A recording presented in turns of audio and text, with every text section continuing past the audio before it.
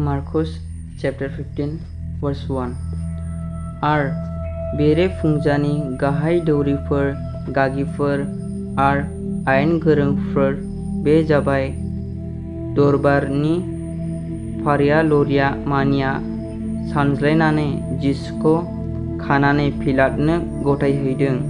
verse 2 आर पिलातआ बिनियाव सोंबाय, नोंनो जुदायारिनि राजाने? verse 3 अब्ला बियो बुंफिनदों, बिदि बुंनाया नोंनिनो। आर गाहाय दौरिफ्रा बिनि सायाव गोबां बिसयफोर एरदों। verse 4 अब्ला पिलातआ बिनियाव सोंबावदों, नोङो मुंबो रायफिननाय नङा ने? नाय, बिसोरो नोंनि सायाव गोबां दायफोर एरदों। verse 5 नाथाय जिसुआ मुंबो रायफिनाखिसै। बिनिखायनो पिलातआ बिमायनो सोमोनांदों। verse 6 आर बेबादि हुदा दं। पिलातआ खनफ्रोमबो पासकानि फरबआव जेल जानायफोरनि सासेखौ बिसोरो जायखौनो सख'नो खावलायो बियो बिसोरनो लागै बिखौनो हगारो। verse 7 बि समाव हायहुल्ला खालामग्राफोरजों लोगोसे बाराब्बासनि नाम सासे मानसि जेलाव दोनजादोंमोन। बिसोरो हायहुल्लायाव मानसि सिथारदों। verse 8 आर गाजा गोमजाया गोजौआव गाखोनानै पिलातनियाव खावलायदों, नोङो जोंनो लागै जे हुदाखौ फालिबोदों बेबादिनो खालामदो। verse 9 अब्ला पिलातआ बिसोरनियाव सोंदों, नोंसोरनि हास्थायनाया मा? आं जुदायारिनि राजाखौ नोंसोरनो लागै हगारनो? verse 10 मानोना बियो बुजिनो मोनदों गाहाय दौरिफ्रा जिसुखौ मेगन सादों, बिनिखायनो बिसोरो बिखौ पिलातनो गथायदों। verse 11 आन्थाय गाहाय दौरिफ्रा मानसिफोरखौ सुलुंनानै बेबादि बुंनो फोरोंदों, बिनि बदल बाराब्बासखौनो जोंनो हगारदो। verse 12 अब्ला पिलातआ बिसोरनियाव सोंबावदों, नोंसोरजों जुदायारिनि राजा मुंख'जानाय बे मानसिखौ आङो मा खालामनो? verse 13 अब्ला बिसोरो बयबो गाबज्रिबावनानै होनदों, बिखौ क्रुसाव दोगथाब। verse 14 आर पिलातआ बिसोरनियाव सोंबावदों, मानो? बियो मा गाज्रि मावखो? verse 15 नाथाय बिसोरो आरोबाव गोबारै गाबज्रिसिननानै होनदों, बिखौ क्रुसाव दोगथाब। बेनिखायनो पिलातआ गाजा गोमजा मानसिफोरखौ खुसि जाहोनो थाखाय बियो बाराब्बासखौ बिसोरनो लागै हगारदों आर बियो जिसुखौ बिलारिजों बुनानै क्रुसाव दोगथाबजानो गथायदों। verse 16 आर सान्थ्रिफ्रा बिखौ बिथोरनि सिथ्लायाव, बे जाबाय प्राइटरियामनि बिथोराव लांनानै सान्थ्रिफोरनि गासै हानजाखौ लिंथुमदों। verse 17 गोजा गोथां पसाकखौ गानहोनानै बिनि खर'आव सुफोरनि फालिखौ हमहोदों। verse 18 आर बिसोरो बिखौ बेबादि होननानै सालाम लादों, मानाव गोनां जुदायारिनि राजा। verse 19 आर बिसोरो बिनि खर'आव खाग्राजों बुदों आर बिनि सायाव मुजुफबदों आर बिसोरो बिनियाव हान्थु खरायनानै बिखौ खुलुमदों। verse 20 आर बिसोरो बिखौ बारजिउखांमारनो गोजा गोथां पसाकखौ खुनानै बिनि पसाकखौ गानहोफिनदों आर बिसोरो बिखौ क्रुसाव दोगथाबनो बाहेरायाव लांदों। verse 21 आर आलेकजेन्डार आर रुफुसनि बिफा सिमन करेनाया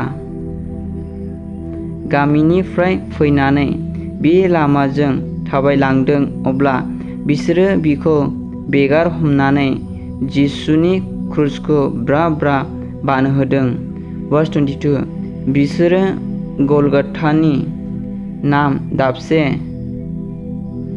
जायगायाव बिखौ लाबोदों। बे जाबाय खर' बेगेंनि जायगा। भार्स 23 आरो बिसोरो मैरो गलायनाय द्राखा बिदैखौ बिनो जासिदों, नाथाय बियो बिखौ लोङाखै। भार्स 24 अब्ला बिसोरो बिखौ क्रुसाव दोगथाबदों आरो बिसोरो बिनि खसाबफोरखौ गावसोरनि मादाव स्टिक गेलेनानै रानदों। भार्स 25 बिसोरो फुंनि 9 मुगानि समाव बिखौ क्रुसाव दोगथाबदों। भार्स 26 आरो बिनि सायाव दाय फोनांनायनि महरखौ बेबादि खुन्दायनानै दोनदों। जुदायारिनि राजा। भार्स 27 आरो बिजों लोगोसे सानै डाकुफ्राबो क्रुसाव दोगथाबजादों, सासेखौ आगदाहा आरो सासेखौ आगसिहा दोगथाबदों।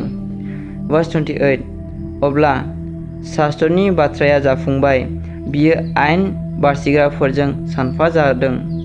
भार्स 29 आरो जायफ्रा बे लामाजों थांदों फैदों बिसोरो गावसोरनि खर'खौ थिमबो खालामनानै बेबादि होनदों, सि नोङो मन्दिरखौ नारख्लायनानै सानथामनियाव लुफिनग्रा।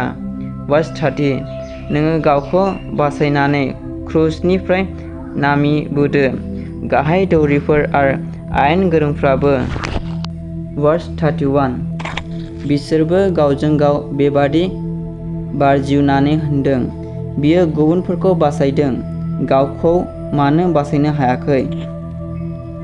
भार्स 32 ख्रिस्ट' इजराइलारिनि राजाया दानो क्रुसनिफ्राय नामायथों, अब्ला जों नुनानै बिखौ फोथायगोन। आरो बिजों जायहा लोगोसे क्रुसाव दोगथाबजादों बिसोरबो बिखौ निन्दिदों। भार्स 33 आरो सानजौफुआव गासै हादरानो खोमसि जाजेनदों आरो बेलासिनि मुगाथामसिम खोमसि हाबदों। भार्स 34 आरो मुगाथामनि समाव जिसुआ गेदेर रावजों गाबज्रिनानै बेबादि होनदों, इल'हे इल'हे लामा साबाक्तानी। बिनि मानिया बेनो, आंनि इसोर नोङो आंखौ मानो नागारखो।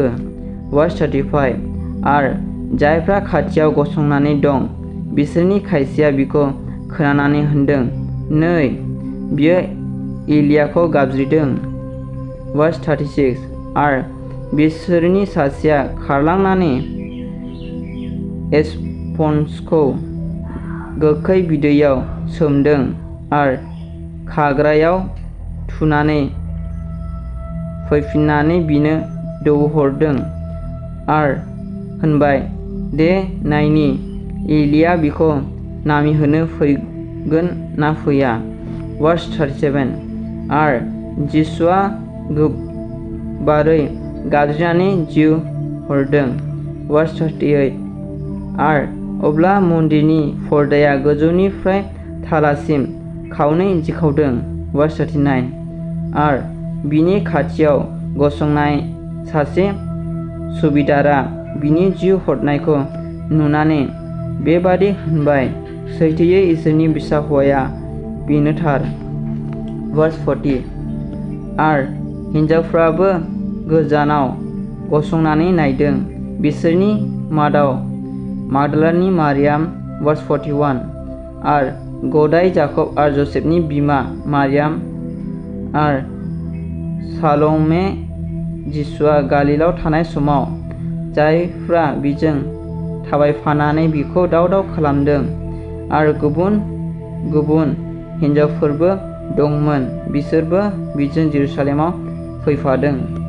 भार्स 42 बि दिन साबातनि लागै थामथिम जानायनि बे जाबाय साबातनि आगुनि दिन।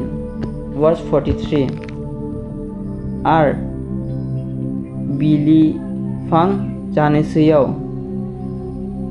आरिमाथाइनि जसेफ, दरबारनि सासे मानाव गोनां फारिया जायहा गावनो इसोरनि रायजोखौ लामा नायबाय थादों, बियो गोहो जानानै पिलाटनियाव थांनानै जिसुनि सह'खौ बिदों। Verse 44 जिसुआ थैखाबाय होननानै पिलाटआ खोनानानै सोमोनांदों। बिनिखायनो बियो सुबेदारखौ लेंहरनानै बिनियाव सोंदों, जिसुआ थैखामारबायने? Verse 45 आरो बियो सुबेदारनिफ्राय बिनि थैनायखौ मिथिनो मोननानै बियो जसेफनो जिसुनि सह'खौ लांनो होदों। Verse 46 आरो बियो मिहि सादरखौ बायदों आरो जिसुखौ हांख्रायनानै मिहि सादरजों फानफबदों आरो गेदेरथार अन्थाइआव खुरनाय खरसे गोथै दन्दराव बिखौ दोननानै दन्दरनि मोखांखौ थाइसे अन्थाइजों फांथेदों। Verse 47 मागदालानि मारियाम आरो जसेफनि बिमा मारियाम बिसोरो जिसुखौ दोननाय जायगाखौ नुदों। बेयावनो मार्कुसनि चैप्टार 15 जोब्बाय।